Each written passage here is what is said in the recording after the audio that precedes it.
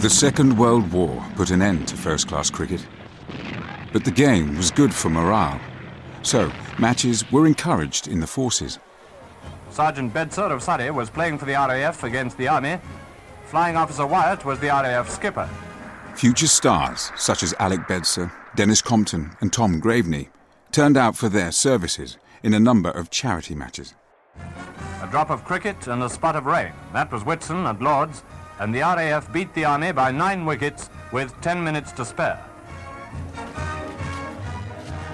After the war, cricket came to symbolise a return to normality, a link with the past and a reassuring embrace of Englishness.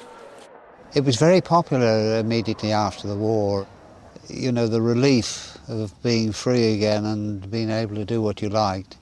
And cricket was very popular. I remember playing one of my early matches here against Yorkshire. We had 17,000 on Saturday. These post-war years were a golden time for English cricket. Compton's 100 came first. In front of capacity crowds, a new generation of English cricketers shone. Well now, Dennis, any final hint for up-and-coming cricketers? Yes. Always move out to the pitch of the ball. Footwork can turn a good length ball into a bad one. Players, like Dennis Compton, appeared on cigarette cards and cinema adverts. So now I expect you're ready for one of these. Thanks very much. We owe a lot to famous players like you. Dashing Dennis was the cricketing pin-up for this period of sunny optimism in English cricket. As a batsman, he was full of elegant and cavalier shots. But there was one player who was the real backbone of the England team. Len Hutton.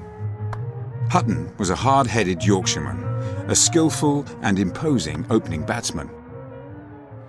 Perhaps you were actually at the Oval when Len Hutton made his famous test score, hitting all round the wicket. But it's his favourite, a graceful cut that puts up his 300. The best player I ever saw. My hero. I watched him as a young kid in short trousers. A few years later I was travelling with him to matches because he lived about 400 yards from where I lived. The best, definitely. Len acknowledges the terrific applause. Excitement grows as he approaches Don Bradman's record. In 1952, an historic decision was taken to make Hutton the first professional to captain England. The traditionalists had reservations, but he was clearly the best man to lead his country.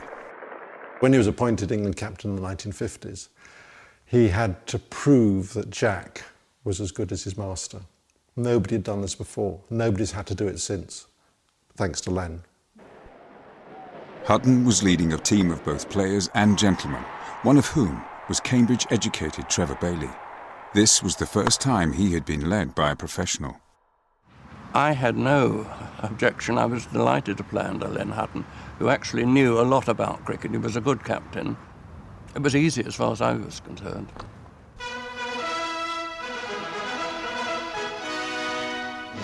"1953 saw a new queen on the throne, a leader of a new Commonwealth in the former empire. And for Len Hutton, it would be his first encounter as captain against the Australians. Kennington Oval, the beginning of the end of the battle for the Ashes. No more rearguard actions. This is the final test. And once again the luck of the toss favours Australia, but coincidence favours England. For in 1927 they won the Ashes on this very ground after 4 drawn matches. Sir Jack Hobbs, one of the heroes of that match, is on the ground as Hassett and Morris come out to open for Australia. It was hugely exciting with packed crowds, enormous, and it meaning so much to us that we haven't won for so long. In the final test, everything was to play for after 4 draws. Now Laker takes a crack and that's it. Miller's on his way, caught by Truman. It looks like a great afternoon for England.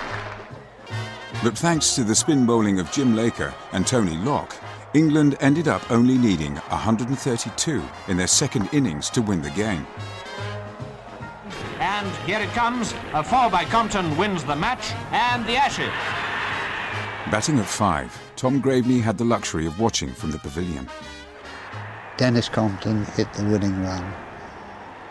The crowd came over the fences and wonderful feeling. First time I've ever seen it. But it was rather like us winning the Ashes in '05. Everybody was absolutely thrilled. England has won. The Ashes are ours. 20 years of defeat and disappointment are forgotten. Len Hutton had proved that a professional as captain could steer England to victory. Leadership in cricket could now be based on the principle of merit, not class. And to honour the first and only professional skipper to lead England to victory against Australia, the call is for Len Hutton.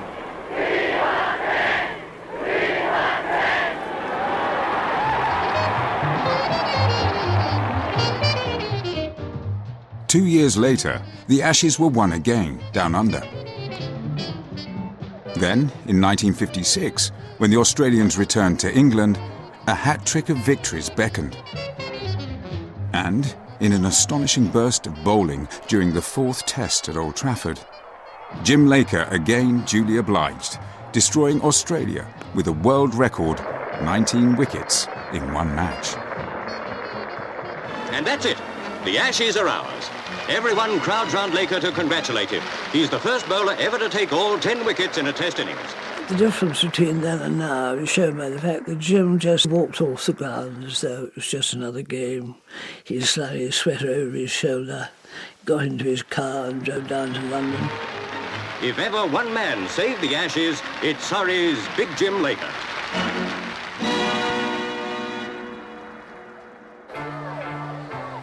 Back-to-back Ashes victories in the 50s represented a high point in a golden age for post-war English cricket.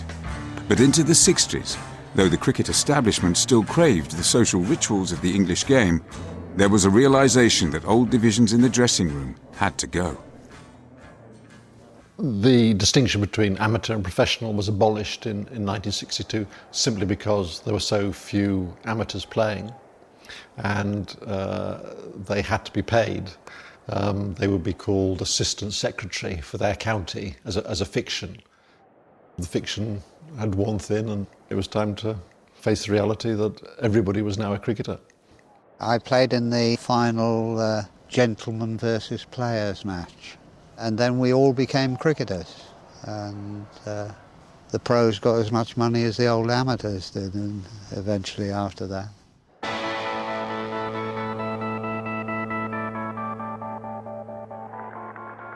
Cricket, for so long a bastion of tradition, was slowly moving forward. So much so that Labour leader Harold Wilson was quick to seize on these reforms in his campaign to convince Britain as a whole to modernise. At the very time that even the MCC has abolished the distinction between amateurs and professional, in science and in industry, we are content to remain a nation of gentlemen in a world of players. Cricket's modernisation wasn't only about sweeping away the past, but arresting a decline in attendances and bringing new money into the game. The MCC introduced sponsorship. They then sanctioned a shorter form of the game, 1 innings per team played during just one day. In 1963, the 60-over Gillette Cup was born and proved hugely popular. This year's Gillette Cup semi-final at Compton. Now this is what I imagine the scene was like some 2.5 centuries ago. A jam-packed crowd enjoying a day in the sunshine with the guarantee of action. The MCC saw another potential to make money through the Wilson government's new Sports Council. However, to qualify for a grant, it had to reform itself from a private club to a more accountable body, the Test and County Cricket Board. But the MCC remained as overseer, a kind of House of Lords still pulling the strings when it wanted.